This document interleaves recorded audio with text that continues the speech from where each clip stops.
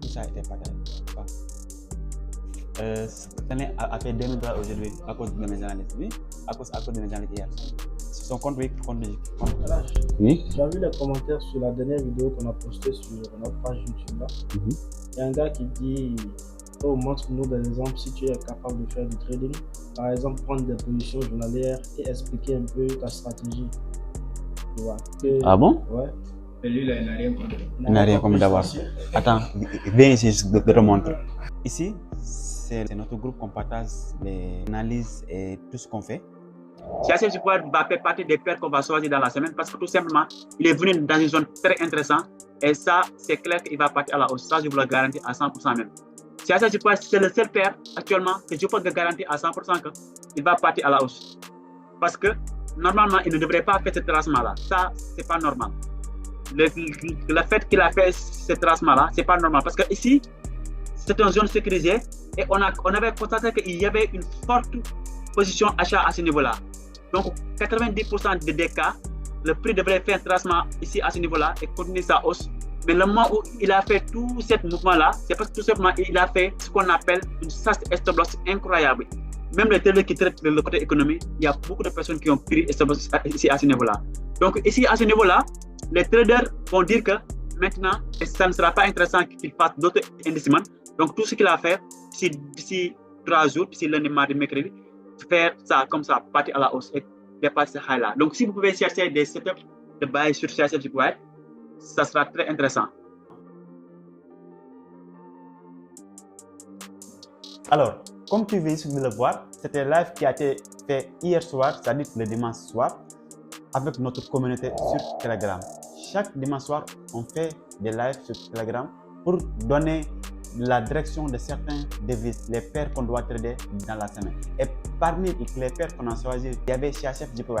Il faut savoir que nous, on ne choisit pas les paires qu'on doit trader à cause de seulement l'analyse technique, mais au-delà de l'analyse technique. Il y a certains outils, il y a certains détails qu'on ajoute sur nos analyses, ce qui nous permet de dire que telle paire doit partir à la hausse ou bien telle paire doit partir à la baisse durant la semaine. Et d'ailleurs, il faut savoir que ce n'était pas la seule paire qu'on avait choisir durant cette semaine-là.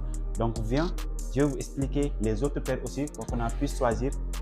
Alors, il faut savoir que cette paire-là, CHF JPY, l'analyse a été faite depuis le vendredi dernier. On avait dit que CHF JPY devrait partir à la hausse depuis ces zones-là, mais c'était vendredi soir et les traders vont quitter leur position parce que tout simplement, vendredi soir, tout le monde sait qu'il y aura la fermeture du FX. Du coup, on a mis notre TP1 ici à ce niveau-là parce qu'on savait que ça peut faire un tracement jusqu'à cette zone-là. Donc, on est sorti en TP1 ici à ce niveau-là. Et dimanche soir, lors de notre live, on avait dit que ici à ce niveau-là, CHF JPY devrait partir à la hausse. Ça n'a rien à voir avec technique parce que en regardant la manière dont j'ai parlé, j'ai même gardé ça à ma communauté. J'ai dit que CHF JPY doit partir à la hausse. Ça, je vous le garantis à 100%. Vous avez entendu ça tout à l'heure dans le live, j'ai dit que je vous gagne ça à 100%. D'ailleurs, ce n'est pas le seul paire qu'on a choisi parce que ici, en regardant le groupe, on avait dit que JPB AUD devrait partir à la hausse de buy. Si c'était hier soir, dimanche à 0h54, on va aller voir qu'est-ce que ça a donné JPB AUD. Voilà, JPB AUD, ça est là, c'est la position qu'on avait partagée hier. Il est là, la position est en cours. Et il vient de toucher notre TP1. Il vient de toucher notre TP1 et notre TP2 est là. Et ce qui est sûr et certain que d'ici la fin de la semaine, il va venir toucher même notre TP3 ici à ce niveau-là. On avait dit aussi que USD4 devrait partir à la hausse. Buy. USD4 a fait pareil. Et il a touché le TP même. On avait dit que USD4 doit partir à la hausse et on avait partagé cette zone-là comme une zone d'entrée buy et il a touché TP1 et TP2 et je pense que d'ici quelques temps, d'ici quelques instants, il va toucher notre TP3. Ainsi que JPB JPY aussi, on avait dit qu'il doit partir à la hausse lui aussi et on va essayer de voir JPB JPY. Lui aussi, il est toujours en cours parce que c'était ici notre zone de buy à ce niveau-là. Parce qu'il faut savoir que l'analyse a été faite en H4 ici à ce niveau sur JPB JPY. Voilà, l'analyse a été faite à ce niveau-là. Donc nous, on pense que JPY doit casser ces zones-là, puis venir jusqu'à ce niveau-là. Mais on a cessé de cette zone d'entrée en N15. C'est ce qui nous a donné cette zone-là comme un point d'entrée buy à ce niveau-là. Donc il est toujours en cours. On est même en gain, mais il n'a pas encore touché notre TP1. Donc après JPY, on avait aussi choisi une autre paire comme 4 CHF. On avait dit qu'il doit partir à la baisse celle. Et 4 CHF, il est là. C'était ici qu'on avait dit qu'il va partir à la baisse. Lui aussi, il a parti sans nous. Il a parti en baisse.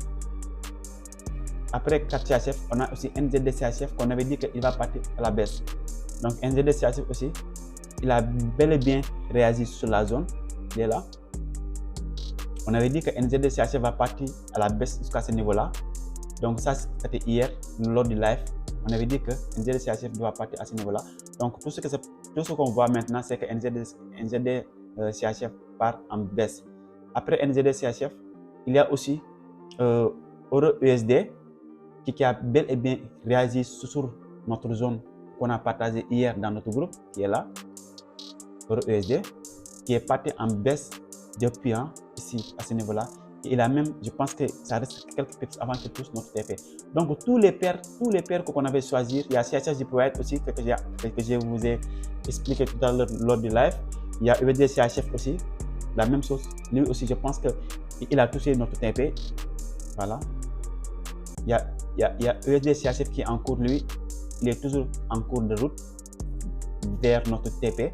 Et à la fin, il y a AUD USD, dont il y a de cela 2 semaines qu'on était en train de chercher des selles sur cette paire-là. Donc AUD USD, lui aussi, il a bel et bien réagi sur la zone que nous avons tracée ici.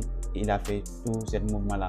Donc, d'après tout ce que je viens d'expliquer ici, il faut savoir que nous, on n'a pas besoin de faire exposer tout ce qu'on fait dans les réseaux sociaux.